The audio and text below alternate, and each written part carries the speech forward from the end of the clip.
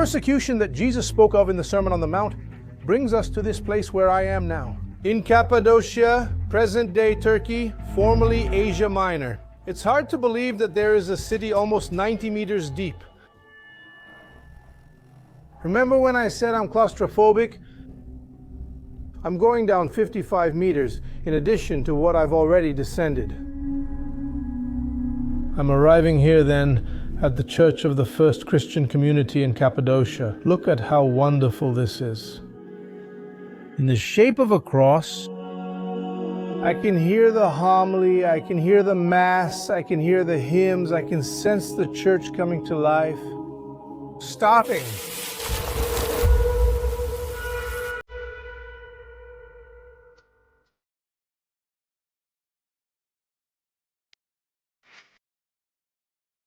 Here in this landscape, the first Christians who came here right at the beginning, shortly after the crucifixion of Jesus, when the persecution was already very intense, they didn't have much trouble finding the house, because each of these small mountains that we see, small pieces of mountain, each one of them was turned into houses. And it didn't take much effort. It was enough to use some tool, some instrument. No matter how rudimentary it was, they could open up a living room, a bedroom, an entire house inside the rock to start living here, and not just living, but also preaching. They started holding meetings inside these wonderful rock formations that only exist here in Cappadocia. It's a unique landscape, right? There's no other place in the world like this. And it's really interesting for us to realize that what we're seeing here is the result of human activity, along with the immense work of nature over millions and millions of years. And it all started because of a volcano. Millions of years ago, eruptions shaped this region with volcanic ash, and over the centuries, wind and rain sculpted it. These incredible formations we're seeing are called fairy chimneys by the locals. That name is so cute, isn't it? But there's a geological explanation for this, which is the fact that the rock on top from one period or another is harder. So, it doesn't wear away as easily as the one below, which is literally eaten away by the wind over the years. We're talking about millions of years. And then the top part ends up a little bigger, so it looks like a mushroom too. Fairy chimneys, such a beautiful name, isn't it? But I prefer another story. There's a legend here in Turkey that says mystical beings created these fairy chimneys to protect Cappadocia from invaders. I can even picture someone shouting across these mountains, "Pointed stones protect Cappadocia from alien invasion." It's just a legend, but this landscape is so inspiring that I keep imagining how many legends and how many fiction stories we could create here. It's interesting to think that Christianity arrived here as early as the 1st century, shortly after the crucifixion of Jesus. And the first mention of Cappadocia in the New Testament appears in the Acts of the Apostles, in a passage that describes a Pentecost gathering in Jerusalem about 50 days after the crucifixion. On that day, Jews from Cappadocia were present and heard Peter preach. "We are Parthians, Medes, Elamites, and natives of Mesopotamia, Judea, Cappadocia, Pontus, and Asia." And what we're told is that those Jews who were moved by Peter's message came here to Cappadocia and began to preach the message of Jesus. Even though we don't have proof that the letters attributed to St. Peter in the New Testament were actually written by him. The fact is that in this very old letter, perhaps written by a disciple of Peter, we're not sure. But the fact that they mention Cappadocia is a sign that Christianity arrived here right at the very beginning. In other words, shortly after everything they experienced in Jerusalem, there were already people praying and preaching the message of Jesus here. Pedro, apostle of Jesus Christ, to the elect who are strangers scattered throughout Pontus, Galatia, Cappadocia, Asia, and Bithynia. In other words, the author of the letter was already referring to Cappadocia as a refuge for Christians who needed to escape persecution from the Roman Empire. I'm going to go up here so we can see it up close. One of the houses. In other words, one of these caves that used to be homes for Christians and other people who have lived here in Cappadocia. This one that in fact makes us think it was once a church because we're now inside the Goreme Park. Today it's an open-air museum, but for a long time it was a large monastery, a collection of churches and monks' residences. Now the habitation of these grottos, these caves carved into the rock here, actually predates the Christians by a long time. It started with the Hittites, and we're talking about around 600 years before Christ. When they discovered this place and realized it was easy to dig here using simple tools, any kind of instrument, even stones would do. See, when I run my hand here, dust comes off. But the Hittites didn't use these grottos, these man-made caves. They didn't use them for praying or for any kind of religious purpose. We have no record of that. They were food storage areas, storage for everything they needed at that time. And what's interesting here is that we can identify some niches that really resemble the construction of a church, a place for placing images, candles. And it's very likely that this was one too, because in this region, 400 churches were identified. Look, in this region, 400 churches were found by archaeologists. We're about to visit one of them, which has been very well preserved.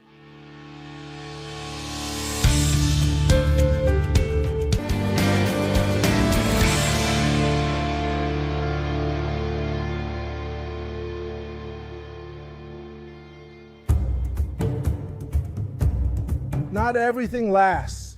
We're looking here at what used to be a dwelling, but it was destroyed over time by erosion.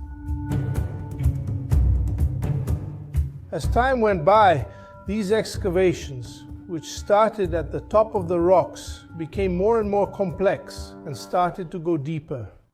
They also realized in some areas here that it was possible to dig down and create entire underground cities, as we'll see in a moment.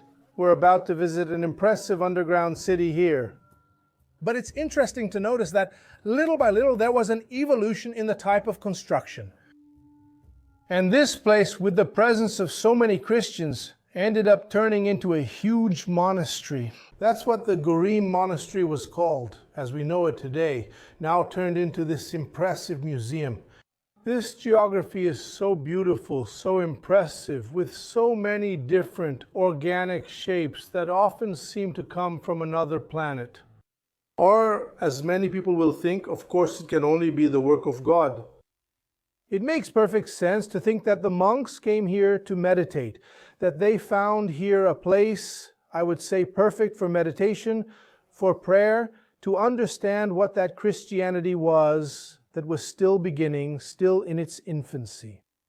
And only after the Roman Empire stopped persecuting Christians, when Constantine finally allowed religious worship in the 4th century, did the churches start to appear.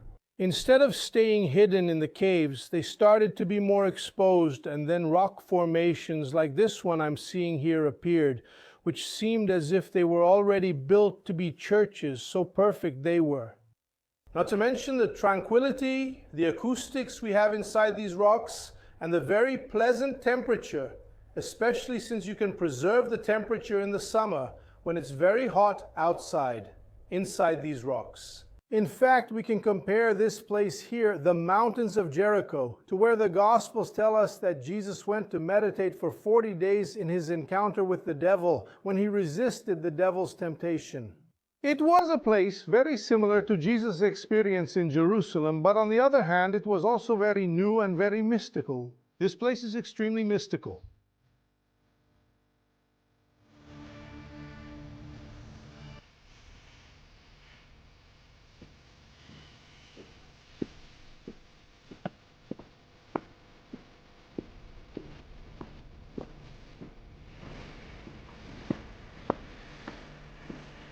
This is one of the many churches that exist here.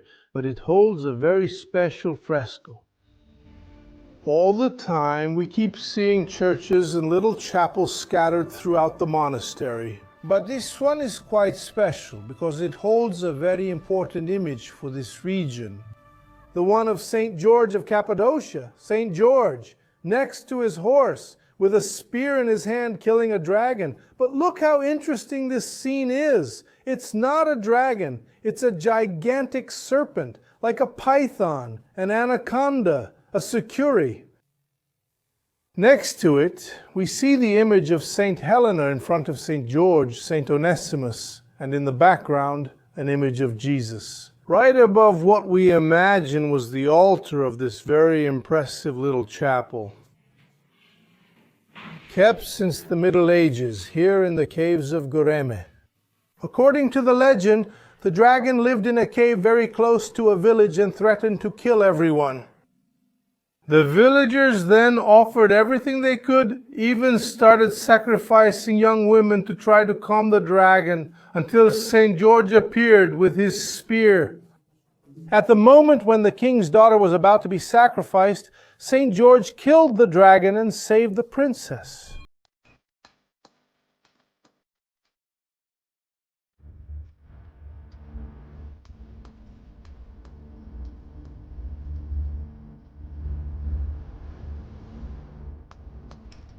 The view from anywhere I stop here is striking. It's impressive. I'm at the entrance of another religious area, the Church of Christ Pantocrator. It doesn't have any frescoes, but we can see how the monks were concerned with decorating all the churches and chapels they built. This one here, even with a cross. And here, it seems to be a side chapel. The sound here is different. Everything echoes. Everything makes me think of meditation and reflection. What was it after all? What were the monks seeking?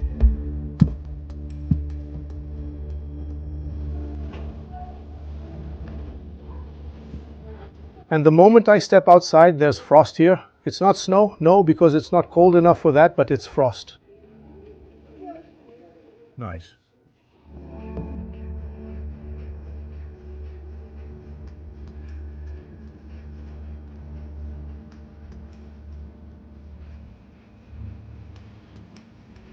This here is the first floor of another church where we see a dining hall. Look how beautiful. The whole table carved in stone. We can see the benches around for the monks to sit and share their meal. And what is the image they put here? Back there in the background, a Last Supper, but look how sad the faces of the apostles, and especially the image of Jesus. In the center, everything was vandalized. This clearly shows that at the time of an invasion, the invaders from another religion, according to history, probably Muslims, vandalized the Last Supper.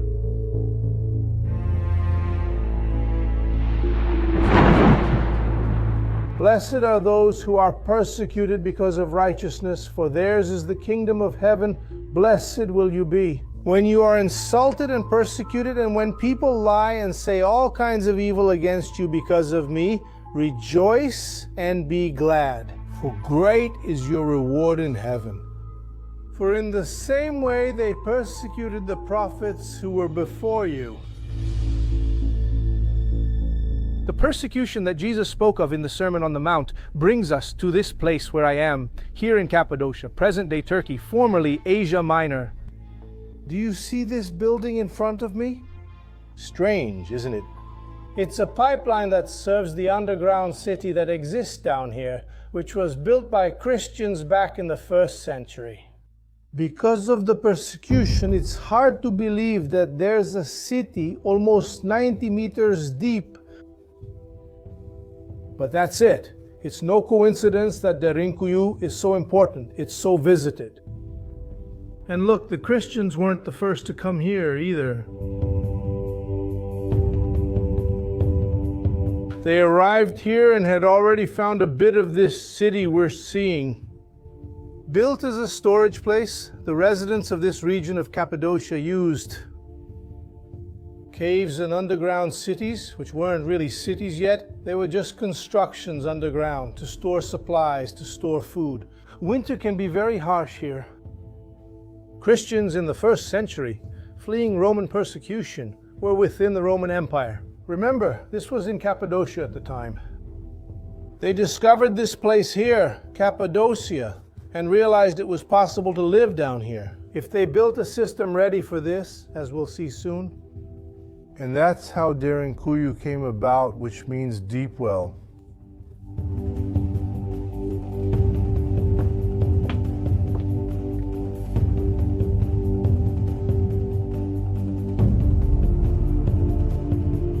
If Christians lived here, they likely had everything. I'm in a kitchen now. Archaeologists have no doubt that this was a place for living together because it's covered up now. But this is an oven, a place to put firewood for cooking. Up here, you can even see the marks from the smoke that used to rise from here. Even more, the exhaust fan back here is even bigger proof. That's incredible.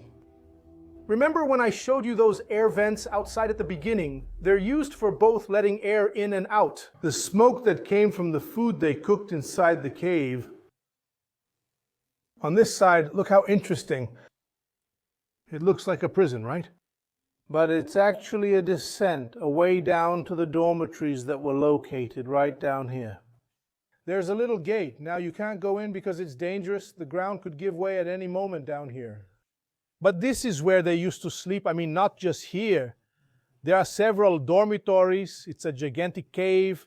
There are 18 different floors here, 18 different levels, and all of them have this complexity that we're seeing. In this first one, it's worth noticing that the way the stone was carved is very primitive. So you have to think about older, less refined tools, with even less concern for the finishing they were doing, or with fewer means to do it. Down there, we'll see that the architecture changes over the centuries. These first levels here are still from the Bronze Age, before the arrival of the Christians during the time of the Hittite Empire. But the underground city, the way we're seeing and getting to know it here, really took shape after the arrival of the first Christians. They didn't live down here. They needed to protect themselves down here. They had their houses above, usually in the villages around here, and they would come down when they noticed the arrival of enemies. They could have been Roman Empire legionary soldiers, and later on, from the 8th century, the Arabs started arriving here, sacking cities, trying to impose the Islamic religion, and the Christians would also come down here underground to hide.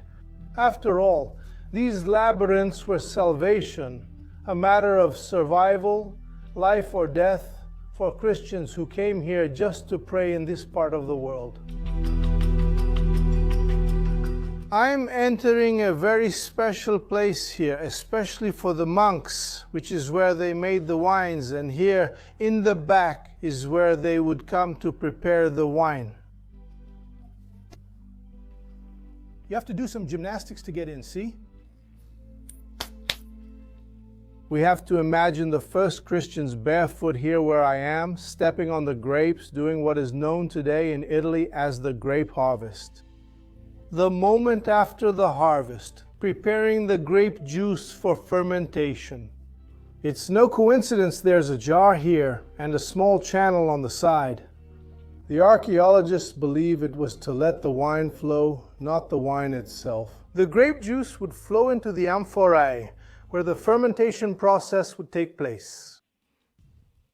This was nearly 2,000 years ago. Living down here not only protected against invaders, but also shielded you from the cold at certain times of year. The Arab invaders' attacks were extremely violent. The soldiers killed, destroyed, and looted everything in their path, and those who survived were forced to convert to Islam or were enslaved. You see that I'm sighing all the time. Yes, I don't know if it's a feeling of shortness of breath that I have or the tiredness that comes from going up and down in here. I'm a bit claustrophobic. I admit that caves this closed aren't my favorite environment, aren't they? Look, that's interesting. I'm walking through here and there's a cool breeze coming. It really feels like I'm standing in front of an air conditioner.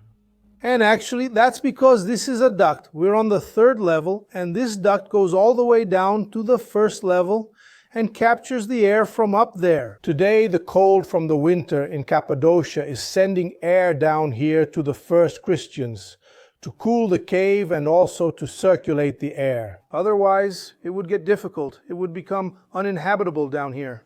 So it took a lot of intelligence, a certain level of architecture and engineering back in the time of Jesus, or just a little after, just so the first Christians could live here.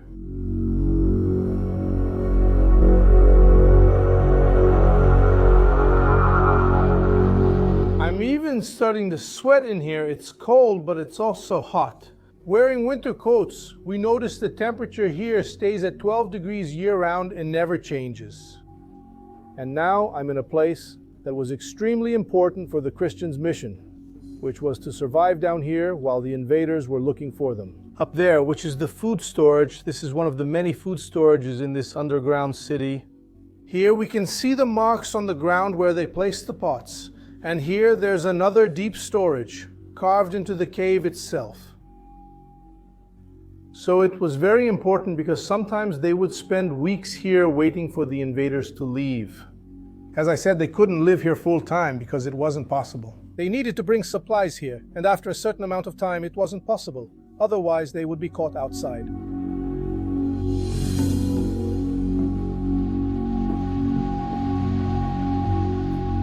We can't see it because it's all dark, but I'm in a tunnel that's very, very long. It's about 8 kilometers underground here. Narrow, just like you can see here.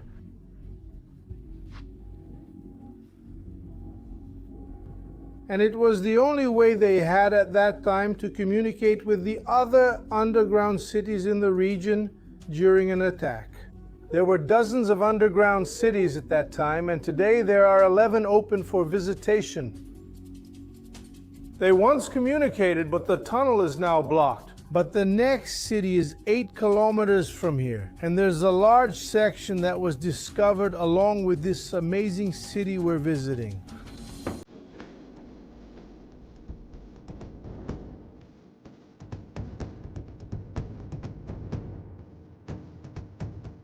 I really wanted to find this. This is the first millstone door I've seen here, with a millstone, which shows the huge concern for security here, because even underground they would lock themselves in from the inside. Some of these stones, which are wheels, they all turn this way, right? And some of them weigh more than half a ton and can only be opened from the inside. That means that if the intruder got to the door here, he wouldn't get past this point. And there are others down there. Wow. Remember when I showed you that piping upstairs that I said was for air conditioning? So here, look, this is the central air conditioning. Look at how deep this well is, just in this section. Here, it's 55 meters deep and it has exits for each of the levels it passes through.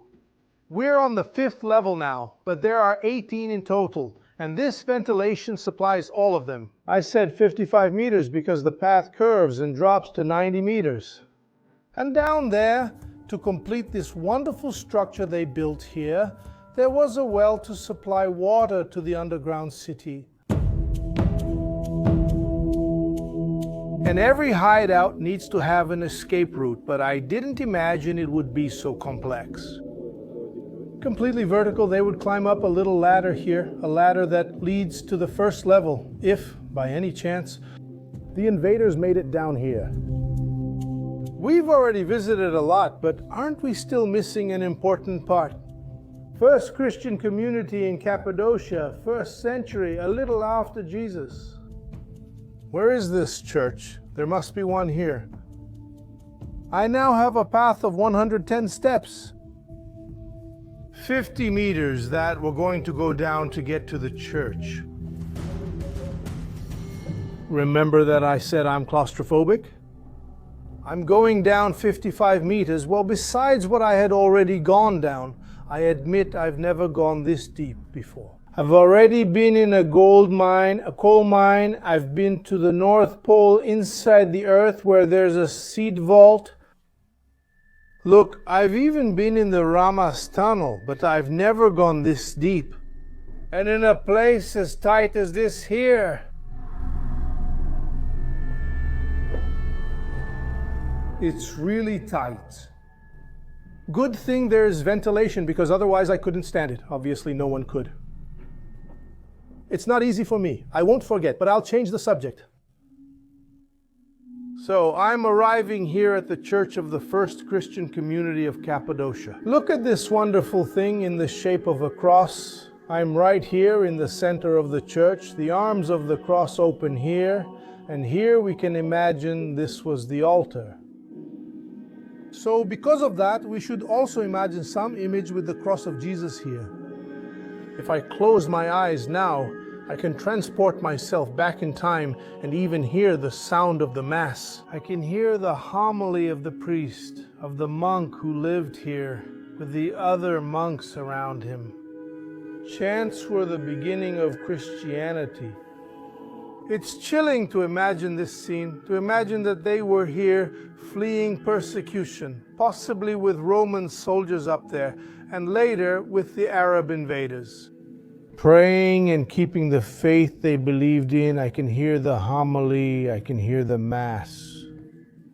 I don't know what language they spoke at that moment, if those who were here spoke Greek, or if maybe some of them spoke Aramaic. I can hear the chants. I can sense the church emerging, beginning just as it is also beginning at the same time in other parts of this same region. Not far from here is Antioch, not far from here is Ephesus, where soon a devotion will also begin. We are very close to Syria, just a few days' walk from Jerusalem. It's the beginning of Christianity, and we can relive this moment down here. St. George's moon, dazzling moon, lush blue-green, peacock's tail, full St. George's moon, completely white. Oh, my flag flying in the vastness, St. Jorge's moon. Brazilian moon, moon of my heart.